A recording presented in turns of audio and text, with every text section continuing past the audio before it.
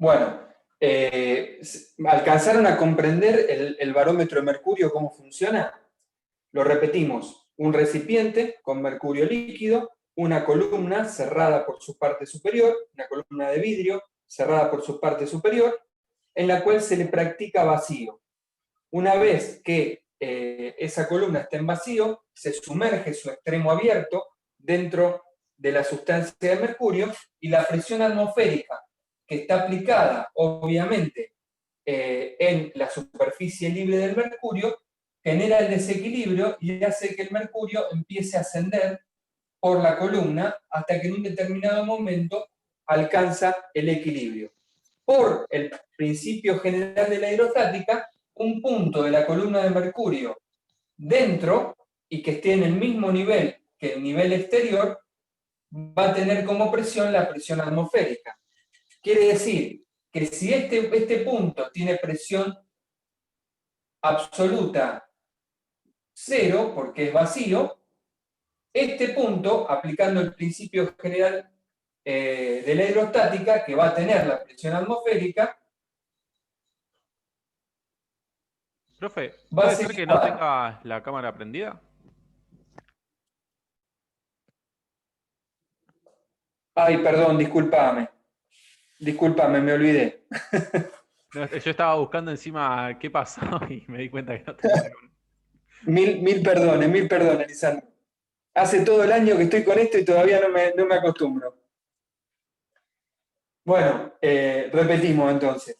Eh, Debido, digamos, a la diferencia de presión que hay entre el vacío y la presión atmosférica exterior, el mercurio empieza a ascender por dentro de la columna hasta que en un determinado momento logra el equilibrio.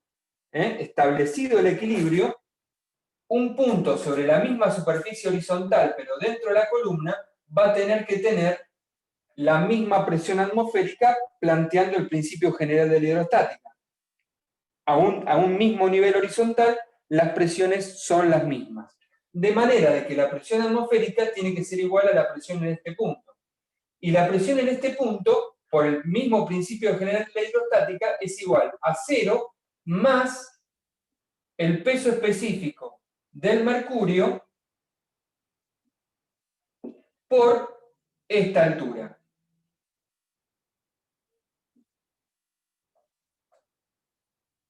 Entonces, de esta manera, los barómetros de mercurio obtienen la presión atmosférica. Y directamente, digamos, asumiendo esa altura como una medida de la presión atmosférica, ustedes van a escuchar muchas veces que van a decir, bueno, la presión que tenemos en la atmósfera es de 758 milímetros de mercurio. ¿Qué están diciendo? Bueno, precisamente la altura de mercurio que se eleva dentro de este tipo de barómetro, que es un barómetro de gran precisión. Si bien es muy sencillo, es un barómetro de muy buena precisión para medir presiones atmosféricas. Para medir presiones relativas, les decía, se utilizan los manómetros, y los manómetros básicamente hay distintos tipos. Los manómetros más comunes, los que más se utilizan en la industria, son tubos de Bourdon, y básicamente, si esta es la cañería en la cual se le quiere medir presión, se coloca una T, se coloca una pieza que tiene una derivación. Acá tenemos la presión a medir, y en esa derivación se conecta un tubo flexible que tiene una forma acodada y está cerrada. ¿Qué sucede? Esto como disculpen el planteo medio tonto que voy a hacer, pero es como el espantasuegra, digamos. Cuando la presión del líquido se mete dentro del tubo de Bourdon, lo que va a tender es a provocar que el tubo se enderece. Entonces, en el punto extremo del tubo de Bourdon hay un vínculo, una articulación con una aguja. Entonces, cuando el tubo tiende a enderezarse, provoca la deflexión de la aguja y esto se mide en un cuadrante. O sea, ustedes este tubo no lo van a ver, ustedes lo que ven es un relojito, pero dentro del relojito está este tubito, digamos, que tiene conexión directa con esta pieza, esta derivación. Obviamente es una presión relativa, sí, es una presión relativa porque dentro del relojito, alrededor del tubo de Bourdon, hay presión atmosférica, con lo cual lo que está midiendo este tubo es la diferencia de presión entre la atmosférica y la presión que fluye dentro de la cañería. Por eso es un tipo de medición manométrica. Otra manera sencilla de medir, no tan habitual en cañerías industriales, porque las cañerías industriales llevan presiones elevadas, pero existen otro tipo de manómetro, el más común de todos.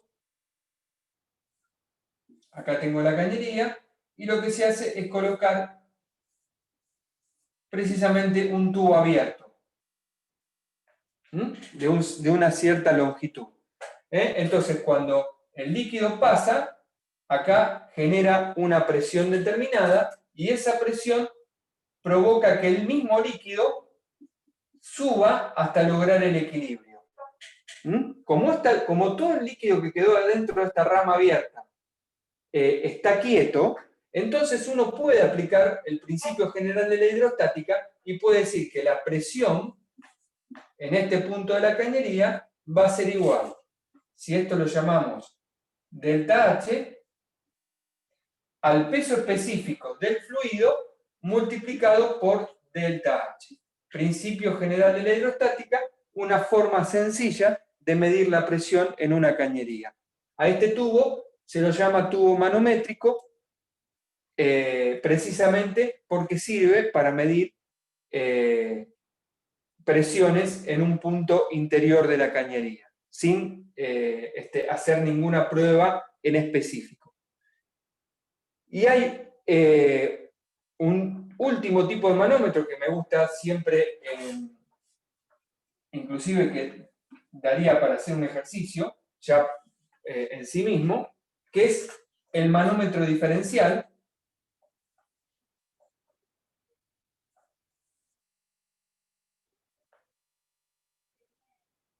y que sirve para medir presiones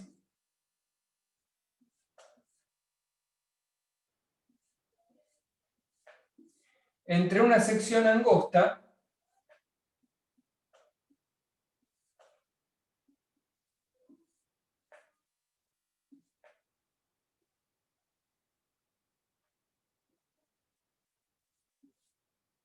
y una sección ensanchada. Esta sección tiene una presión P1 y esta sección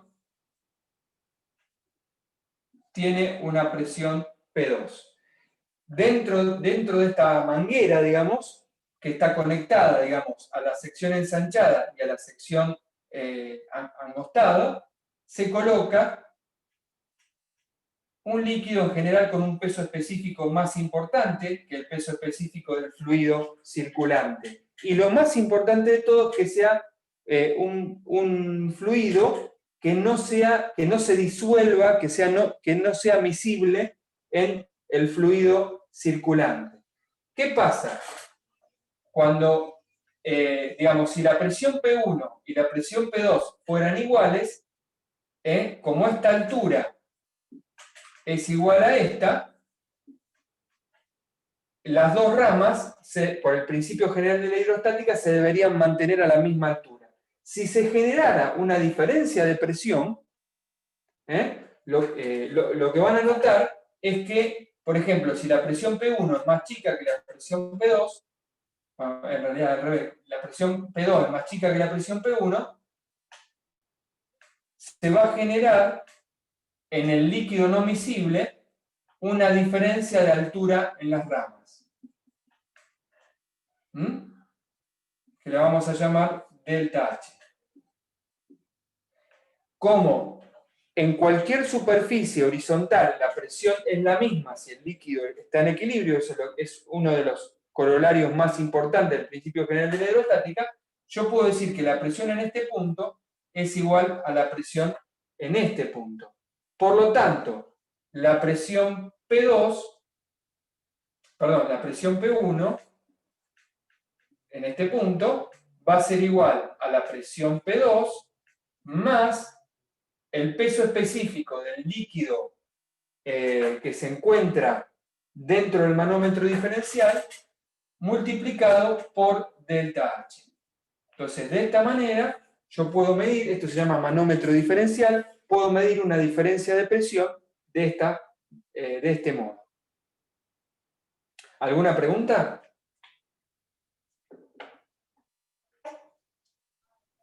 Yo por lo menos no. No. Bueno, perfecto. Bueno, ahora sí, conociendo los conceptos de presión relativa y de presión absoluta, vamos a abordar importante de la estática de los fluidos o de la hidrostática, que es el principio de Arquímedes o principio del empuje hidrostático. Si yo tomo un recipiente y dentro del recipiente coloco un fluido que se encuentra en equilibrio, que se encuentra en reposo, y coloco sumerjo, mejor dicho, dentro de ese líquido un elemento sólido,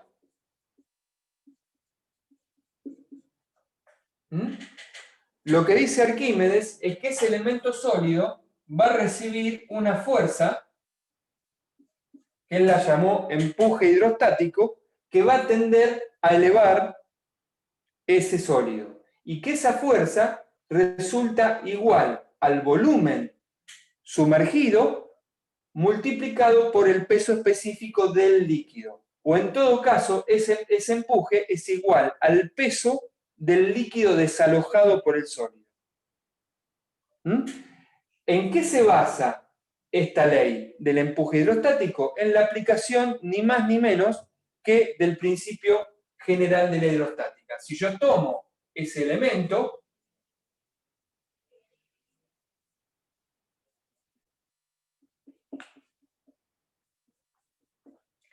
voy a poder percibir que sobre la cara superior vamos a tener aplicada una presión que vamos a llamarla presión 1, multiplicada por el área de nuestro cuerpo. Esa va a ser la fuerza descendente aplicada sobre el cuerpo. Por el otro lado, en la cara inferior, voy a tener una presión 2 multiplicada por el mismo área. Pero si yo aplico el principio general de la hidrostática, yo sé que la presión 2 va a ser igual a la presión 1 más el peso específico del líquido por H, donde H es la altura del cuerpo. Aplicación del principio general de la hidrostática. Quiere decir que si yo planteo una sumatoria de fuerzas en la dirección del eje Z, voy a poder escribir menos P1 por área, más, lo pongo menos porque es descendente, más P2 por área. Reemplazando me queda menos P1 por área, más, como P2 es P1 más gamma L por H, reemplazo y me queda P1 por área más gamma L por H por área. Este se va con este y observo que me queda una fuerza positiva, es decir, de sentido ascendente, que es igual al peso específico del líquido por área por H. Pero área por H no es otra cosa que el volumen del cuerpo sumergido.